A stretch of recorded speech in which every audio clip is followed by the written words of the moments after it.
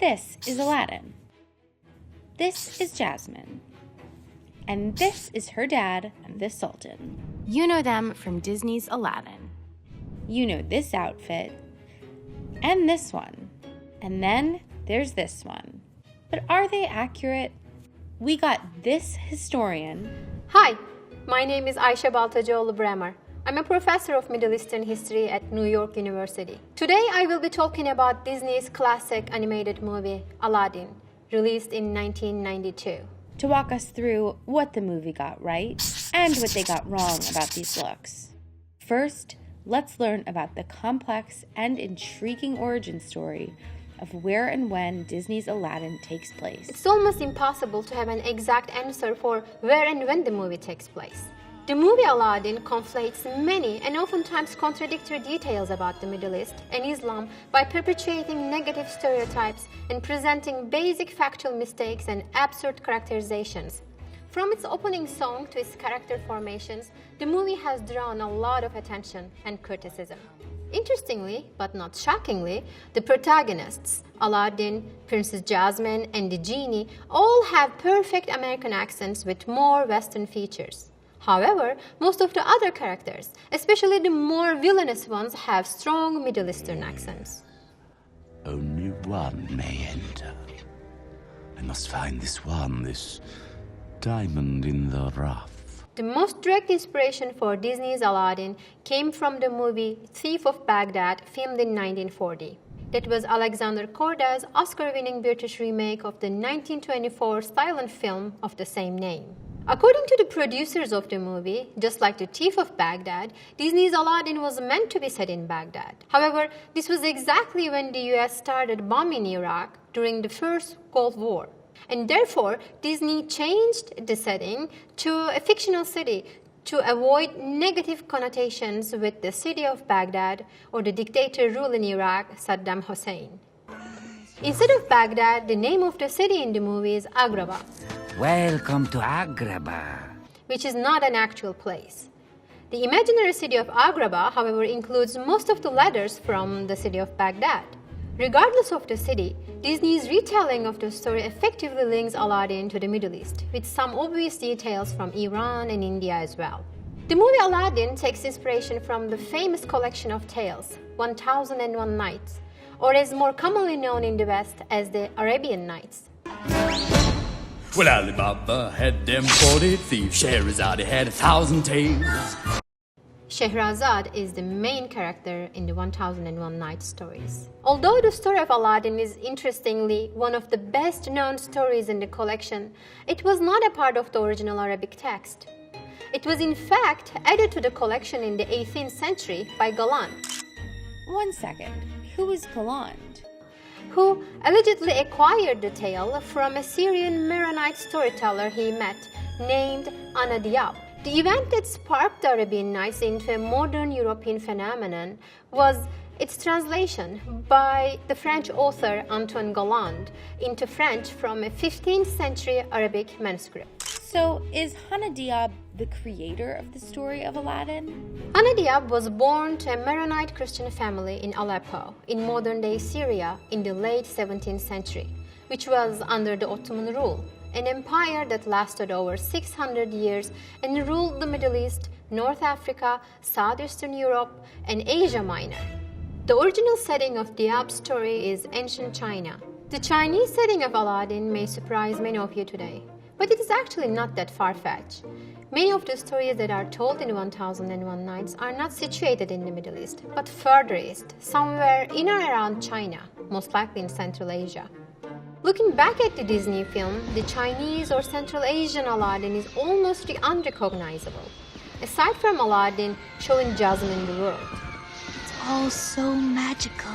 This is partly due to a distinct Hollywood practice to Arabize everything about Islam or the Muslims, which is the assumption that all Muslims are Arabs. Side note, vast majority of Muslims today live outside of the Middle East, mostly in Far East and Southeast Asia. The royal palace in Aladdin seems like an exact replica of the Taj Mahal in Agra, India, built by the Muslim ruler of the time in the 17th century. More references to India include elephant sculptures around the palace, as well as the name of Jasmine's pet tiger, Raja. Raja was just playing with him. Weren't you, Raja? However, the background scenes are also said to have been based on Persian miniatures, as well as the photos of the Iranian city Esfahan taken by the film's layout supervisor Rasul Azadani, an Iranian animator at Disney and namesake of Rasul, Agrabah's captain of the guards. We've all got swords! Okay, so how should we analyze the outfits worn in Disney's Aladdin? For the purposes of analyzation of Disney's Aladdin, I think the most likely option is that the story takes place during the lifetime of its creator, Hana Diab, in the late 17th, early 18th century. And the Sultan in the story is simply the Ottoman Sultan who was at the time the ruler of the Middle East, including Baghdad, Cairo, and Aleppo. While the time frame and region is very broad, we understand that Disney's Aladdin is a hodgepodge of cultural influences. Okay, now that we have a time and place to analyze, let's look at the looks. First up, Aladdin.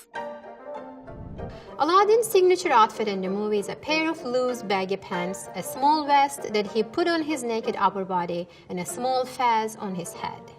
Let's draw Aladdin's outfit from the undergarments up. Starting with the undergarments. I assume he will wear underwear, but I'm not sure. Alright, so maybe he did, maybe he didn't. Moving on to the pants. These loose pants are mostly called shalwars, a Persian word for trousers. These are loose pajama-like trousers. The legs are wide at the top and narrow at the ankle.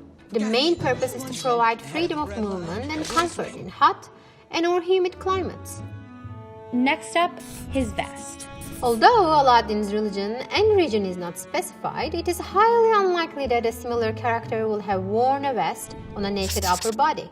What Aladdin is wearing in the film can be considered a typical attire of mystics, who historically isolated themselves from society and its riches, practicing self-severe, self-discipline, and abstention from all forms of indulgence, typically, but not always, for religious reasons. Aladdin's vest isn't wholly inaccurate, but it is likely he would have worn short or long-sleeved cotton or linen top with or without a vest on top. Moving up to his headwear. Now, let's take a look at Aladdin's headpiece.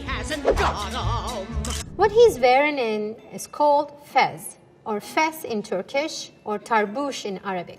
A conventional fez is a felt headpiece in the shape of a short cylindrical peakless hat and is usually red, sometimes with a tassel attached to the top.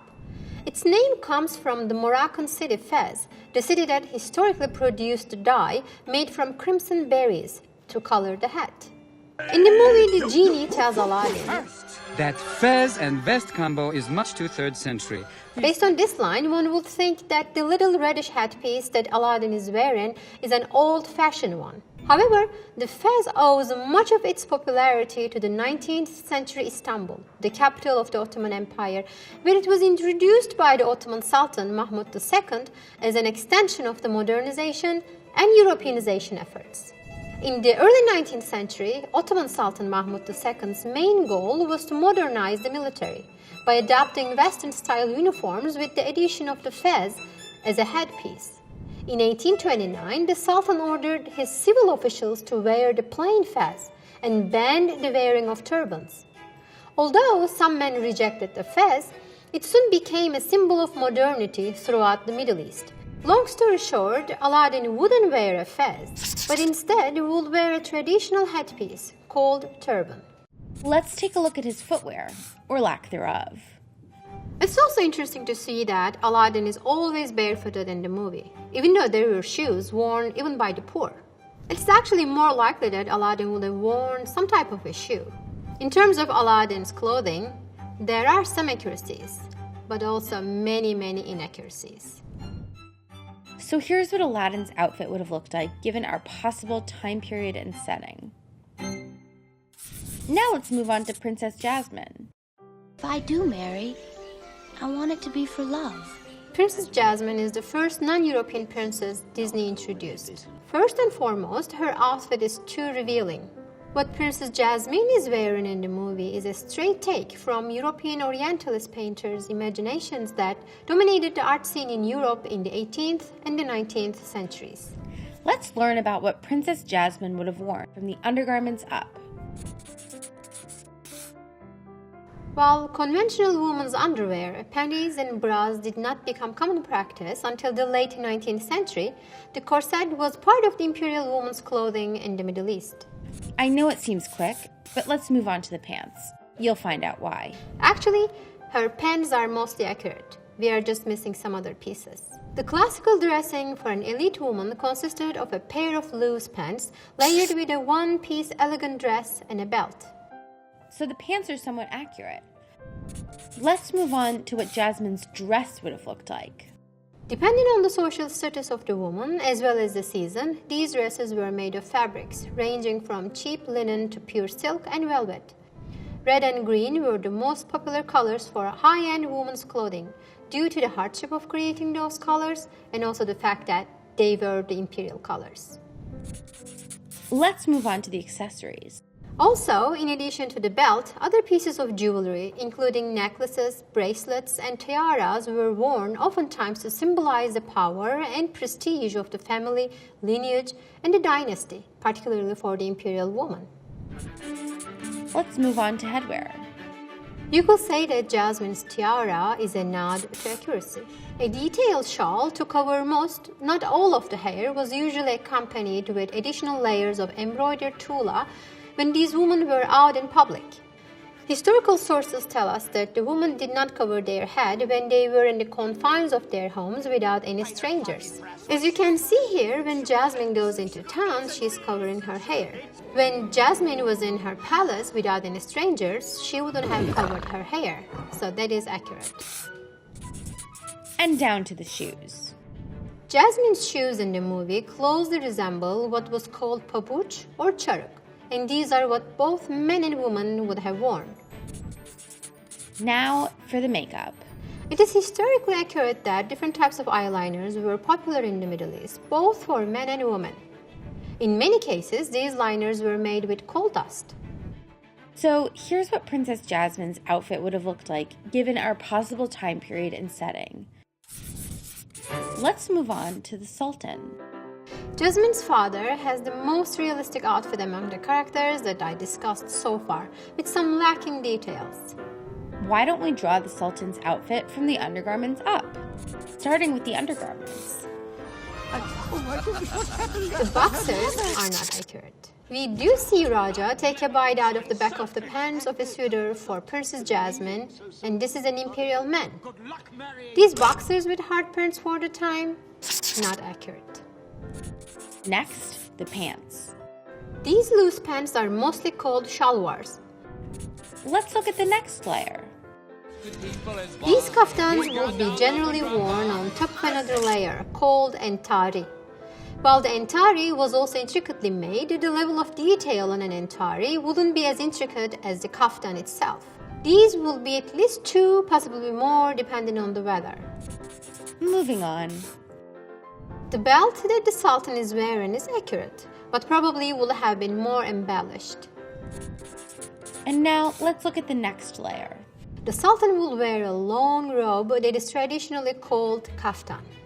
However, unlike the one that Jasmine's father is wearing in the movie, a Sultan's kaftan will be embellished with details. These details would mostly be vibrant colored embroidery or intricate jewelry. Sultans' kaftans will serve as an indication of their power and authority, and for that reason it was a meticulous job to make them, carry them, wear them, and store them. Many sultans therefore had specific people whose main duty was to make sure the kaftans were well stored, well picked for special occasions, and preserved. In many cases, these kaftans were exchanged as gifts between 2 ruling empires, showing each side's commitment to fostering a positive relationship. Recently in the West, the kaftan has become a fashion statement for women.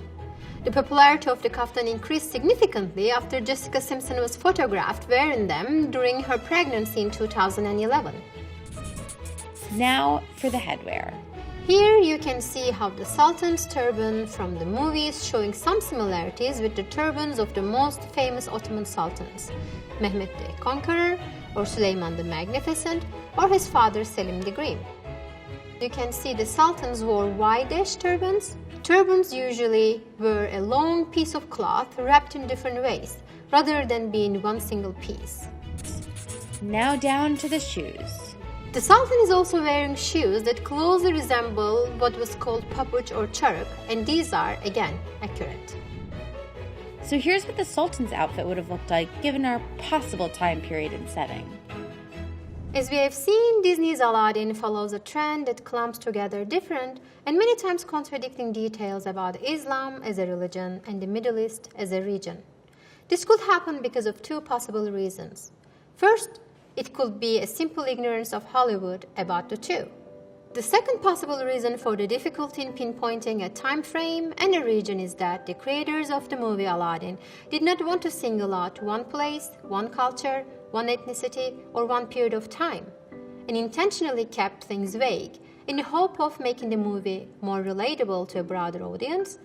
For the 2019 remake of the movie Aladdin, Disney hired a committee consisting of experts and scholars of the Middle East and Islam as a religion. I guess they are learning from their past mistakes. While there are some accurate depictions of the clothing in the characters of the movie, such as the Sultan, Jasmine's and Aladdin's clothing have many inaccuracies. So here's what the characters in Aladdin would have worn if they had lived in history during the time period that we have analyzed this film. You never had a friend like me.